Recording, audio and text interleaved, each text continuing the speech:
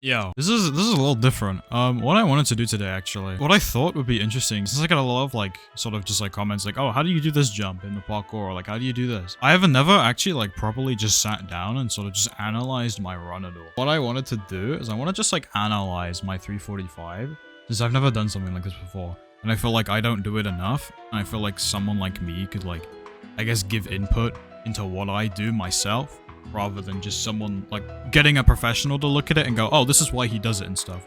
I feel like if I did it, then it's a little easier. I thought we might as well look at it. I think that generally a lot of this is pretty standard. I mean, as you saw there, at the very start here, what I like to do is I like to align myself, and then I do a slab boost on this stair, which is where I just hit spacebar rapidly twice on the tick that I'm going up the stair, which gives me a little speed boost. It allows me to jump straight onto this block, and aligns me perfectly for the neos coming up here. For the neos, honestly, all I really do is every time I jump, I just sort of nudge myself against the wall slightly as I'm coming up to these. So as you can see, as I go up, I'm able to miss this one because of the stair here, and I'm able to sort of nudge along this sort of wall here. I don't know if you can see that, but I do that, and then I'm basically just using these as like a barrier, so I'm still going forward because I can kind of hold space against them without losing too much speed, because the game is like, oh, the wall's here, it's pushing me, forward rather than going completely off to the right. So I'm able to just kind of use these to push myself along. And then here, this is pretty, like, there's not really anything interesting that goes on here. This is just sort of like running. There's not really too much input here. Here, however, the ending of the last level is crucial because I want to be in a position where I can jump onto this block here, and I can land straight on top of there, and hopefully, if I'm able to land far enough on the edge enough, I can pretty much just hold space and get on top of this trapdoor, which is important because it allows us to set us up for these 3 jumps. And then here I'm just holding space.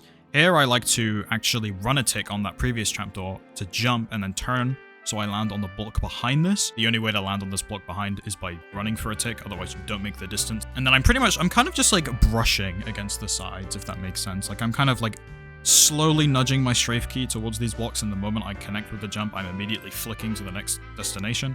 So I keep my forward momentum going straight across to each one. Here is pretty standard. What I like to do is I just sort of nudge myself against the wall first before I jump, because if I jump afterwards, I'm not going to accidentally jump into the wall and lose my momentum. I'm kind of using it as a boost, kind of like a wall jump, like a Mario wall jump, if that makes sense. Obviously, this is pretty standard. There's 2 routes for this section. However, the route that I use is the same speed as the other, so I don't change. And here I can just hold space all the way up to here.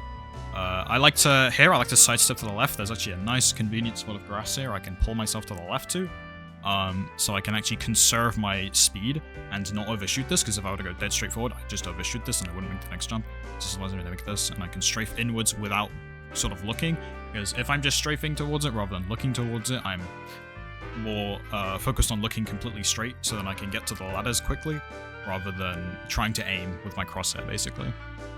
Here, I wait a bit and then jump onto here to avoid the 3-block ceiling. And then I like to do a setup jump here early, so I can land into this without hitting my head. That gives me a bit of speed. And then for all of these, I'm just sort of bonking my head as I go through, and then a triple jam there.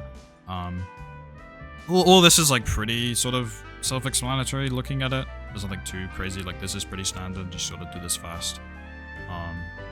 And then here I like to set up the momentum to get as high up there as possible. Now for these, the best thing to do is to make sure you're jumping as late as possible to land on the top of these. And what you'll see actually right here, what I'll do here, is I actually open my inventory and do an inventory jam.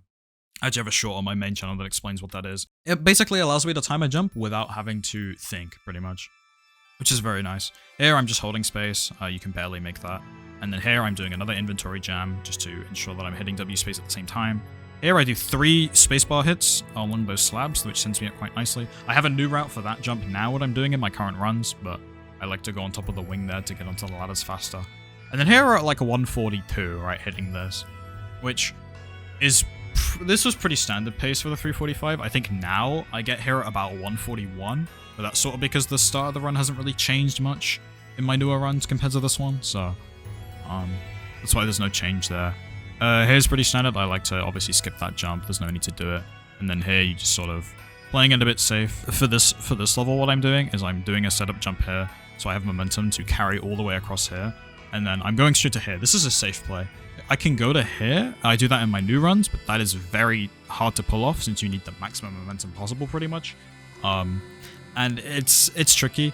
but I've been having to do that for my sub 340 grind, which is, you know, it's needed. If I don't have it, I can't get sub 340, so I kind of have to do it. But here, I'm just doing a safe strat. I'm going over, and then I'm lining myself up onto the corner, and I'm doing a full momentum. I actually don't use my inventory there. I could use my inventory there, but I just don't choose to, because at the time, I felt it was easier to not use my inventory there and just focus on making sure my alignment was correct and my sprinting was correct. Here, we actually, we take some time here, actually. Initially, my new runs, I actually just kind of wing this and flick around, because the idea of this level is you actually flick around to blocks above, behind these ladders. Instead, I'm just opening my inventory and doing a jump there instead. So it allows me to never hit the wall, pretty much. It allows me to 100% get that jump. Here, what I'm doing is, for this is very interesting. I'm actually doing a Pessi timing. I'm letting the game do the jump for me. So here, I'm actually not hitting spacebar at all. So this jump right here, the jump I just did, I am holding spacebar now.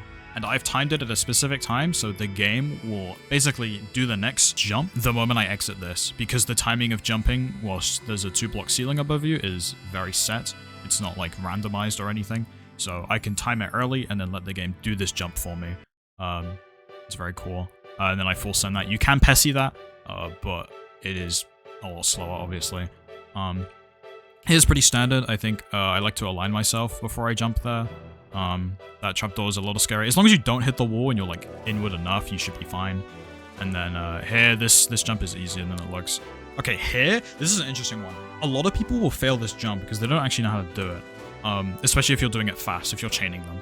So what I like to do here is I do this first jump normally, then I'm actually going outwards a bit. You see my crosshair kind of flick slightly to the right there, because if I'm basically just going dead straight and then I strafe again, I'm way more likely to hit this because of my added momentum from the first jump.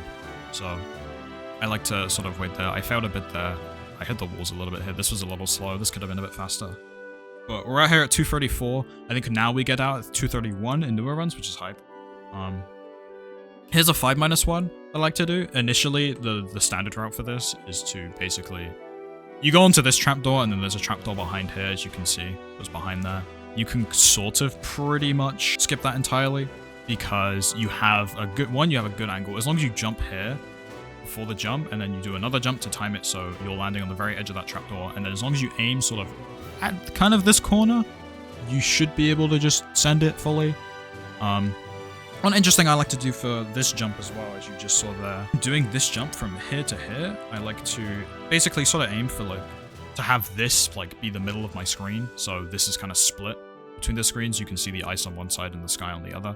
I like to do this so when I land, I immediately hit my strafe key and I hold a jump input. If I hold a jump input there, pretty much what it means is that the game is going to, instead of crouching onto it and falling, because one common thing that happens with trapdoors is if you try and jump onto them whilst crouching, you'll fall. You'll like land on it for a split second, but then the game will just push you off for some reason. What I like to do here is by holding an input instead, like jump, the game basically like latches me onto the block because I'm going in the air before I fall off, if that makes sense. So I'm able to sort of jump there and just come off it very nicely. This is pretty standard. I feel like this is just like about alignment. You see I missed there because like this is where the run starts to get very under pressure. This is kind of the point where it's like, okay, I really need to lock in. Like this is the lock-in zone. But, this is all pretty standard.